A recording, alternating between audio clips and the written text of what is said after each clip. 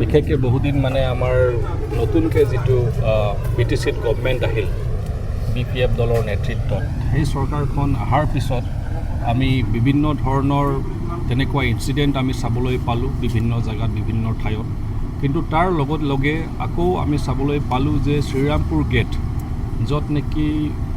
UPP নেতৃত্বাধীন চৰকাৰ থকাৰ সময়ত এটাও কোনো তেনেকুৱা ধৰণৰ ঘটনা ঘটা নাছিল, কোনো ইনচিডেণ্ট হোৱা নাছিল। কিন্তু এই চৰকাৰখন অহাৰ লগে শ্ৰীৰামপুৰ গেটক লৈ আৰু বিশেষকৈ তেলিপাৰা যিটো টল প্লাজা সেইটোত আমি বিভিন্ন ধৰণৰ অপ্ৰীতিকৰ ঘটনা আমি চাবলৈ পালোঁ আৰু এটাৰ পিছত এটা ঘটনা ঘটি থাকিল আৰু নিউজ মিডিয়াত ছ'চিয়েল মিডিয়াত বহুতে আমি সকলোৱে দেখা পালোঁ যে বিভিন্ন ধৰণৰ তেনেকুৱা ধৰণৰ ইয়াত ইলিগেল বা আনলফুল যিটো কালেকশ্যন বা ডিমাণ্ড বা টকা ক্ৰয় কৰা বিভিন্ন আমাৰ ট্ৰাকছৰ পৰা আমাৰ ভেহিকলছ যিবিলাক আমাৰ সামগ্ৰী কঢ়িয়াই লৈ আনে আমাৰ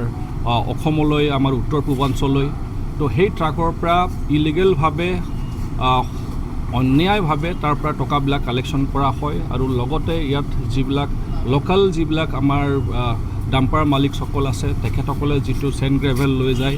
তাৰ পৰাও হিউজ ডিমাণ্ড কৰাৰ বাবে তেখেতসকলে অভাৰলোডেড লৈ যায়। তো আৰু লগতে আমি চাবলৈ পালোঁ কেইদিনমান আগত যে আমাৰ যিবিলাক লোকেল আমাৰ ট্ৰেডাৰ্ছ আছে আমাৰ অঞ্চলৰে যিবিলাকে বাঁহৰ ব্যৱসায় কৰে তেখেতসকলৰ ওপৰতো এটা ডাঙৰ এটা ডিমাণ্ড আহিল আৰু ডিমাণ্ড অহাৰ পিছত তেখেতসকলেও ধৰ্ণা বা প্ৰটেষ্ট কাৰ্যসূচী গ্ৰহণ কৰিব লগা হৈ গ'ল। তো এনেকুৱা ধৰণৰ বিভিন্ন এটাৰ পিছত এটা আমি ঘটনা চাই আহিলোঁ। তেলিপাৰা যিটো টল প্লাজা তাতেও আমি চালোঁ যে কি ধৰণৰ এটা অপ্ৰীতিকৰ ঘটনা হৈ গৈছিল। তো এইবিলাক ঘটনা চাই আমি এইটোৱে চিন্তা কৰিলোঁ যে সঁচাকেই এই সময়টো হ'ল যে আমি এটা পদক্ষেপ ল'ব লাগিব, সকলোৰ কাৰণে মাত মাতিব লাগিব। কাৰণ ইয়াত যি ধৰণৰ ইলিগেল কালেকশ্যনছ হৈ আছে, যি ধৰণৰ ইলিগেল মানে এক্টিভিটিছবিলাক চলি আছে, টকাৰ পইচাৰ এটা লেনদেন চলি আছে, তো এইবিলাক যদি ষ্টপ নহয়, এইটো যদি নিৰ্মূল কৰা নহয়, তেনেহ'লে আল্টিমেটলি আফেক্টেড আমি সকলোৱে ৰাইজ হৈ আছোঁ। আমাৰ লোকেল ৰাইজ আমি এফেক্টেড হৈ আছোঁ, অসমবাসী ৰাইজ আমি এফেক্টেড হৈ আছোঁ, এণ্টায়াৰ নৰ্থ ইষ্ট উত্তৰ পূৰ্বাঞ্চলৰ সমগ্ৰ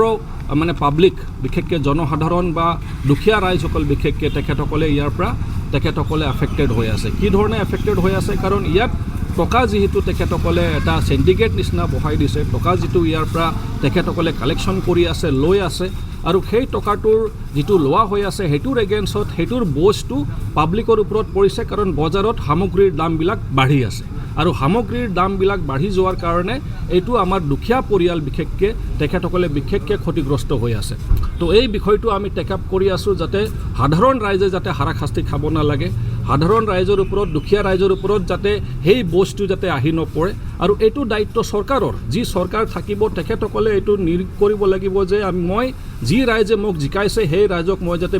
সকলো ধৰণৰ সুবিধা দিব পাৰোঁ, তেখেতসকলক যাতে সহায় দিব পাৰোঁ, সকাহ দিব পাৰোঁ। কিন্তু উল্টা এতিয়া কি হৈছে, ৰাইজৰ ওপৰত এতিয়া বোজ আহি পৰিছে। তো এই মেটাৰবিলাক আমি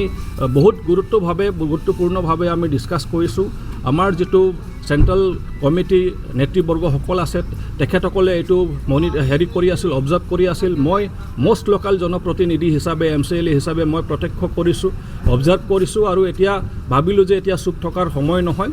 এই মেটাৰটো আমি এডমিনিষ্ট্ৰেশ্যনৰ লগত আমি টেক আপ কৰিব লাগিব, চৰকাৰৰ লগত টেক আপ কৰিব লাগিব। আৰু আমাৰ যিহেতু 3জন MP আছে, ৰাজ্যসভা MP আৰু আমাৰ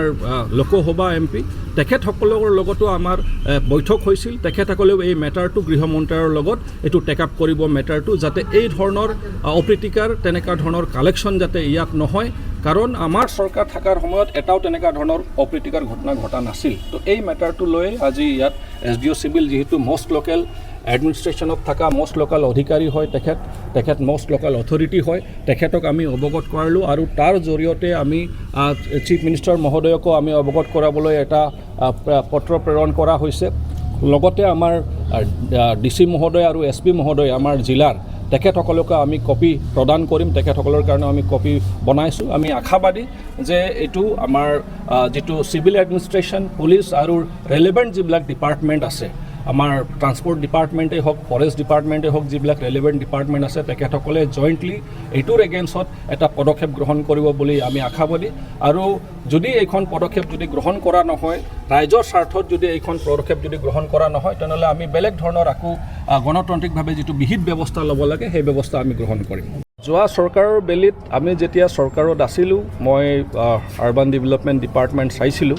আৰু সেই সময়ত আমাৰ যিজন চিফ আছিলে বৰ্তমানৰ ৰাজ্যসভা MP প্ৰমোদ বড়ো ডাঙৰীয়া তেখেতে ধুনীয়াকৈ আমাক গাইড কৰিছিল যে প্ৰপাৰ টাউনৰ এটা মাষ্টাৰ প্লান হ'ব লাগে আৰু ড্ৰেইনেজ প্লান হ'ব লাগে তো এই প্ৰপাৰ যদি মাষ্টাৰ প্লান নাথাকে ড্ৰেইনেজ প্লান যদি নাথাকে তেনেহ'লে সেইখন টাউনৰ ভৱিষ্যতটো অলপ মানে ফিউচাৰটো ভাল নহ'ব আৰু বহুত খেলি মেলি হ'ব আৰু জাবৰ জোঁথৰৰ পৰা আৰম্ভ কৰি আমাৰ যিবিলাক ফ্লাডিং হয় সেইবিলাকৰ পৰা আৰম্ভ কৰি বিভিন্ন ধৰণৰ হাৰাশাস্তি আমাৰ ৰাইজে তেখেতসকলে ভুগিব লাগিব আৰু সেই মৰ্মে আমি সেই সময়তেই মাষ্টাৰ প্লানৰ কাৰণে আমি যো-জা চলাইছিলোঁ আৰু মাষ্টাৰ প্লান আমি থকাৰ সময়ত প্ৰগ্ৰেছ হৈ গৈছিল মই ভাবোঁ যে এতিয়া এই মাষ্টাৰ প্লানৰ ওপৰত ডিপেণ্ড কৰি যাতে এই কাম কাজবিলাক আগুৱাই থাকে মাষ্টাৰ প্লানৰ ওপৰত বেছ কৰি যাতে তেখেতসকলে ফাণ্ডবিলাক যাতে এলটমেণ্ট দিয়ে আৰু সেই মৰ্মে যাতে তেখেতসকলে ইনষ্ট্ৰাকশ্যন দিয়ে আমাৰ ৰেচপেক্টিভ যিবিলাক চেয়াৰপাৰ্চন আছে চেয়াৰমেন আছে আমাৰ মিউনিচিপেল বৰ্ডৰ তেখেতসকলক যদি যাতে ডাইৰেক্ট ডিৰেকশ্যন দিয়ে যে এজ পাৰ মাষ্টাৰ প্লান কাম হ'ব লাগিব যাতে ছিষ্টেমেটিক হয় আৰু ৰাইজে তাৰ পৰা যাতে লাভান্বিত হ'ব পাৰে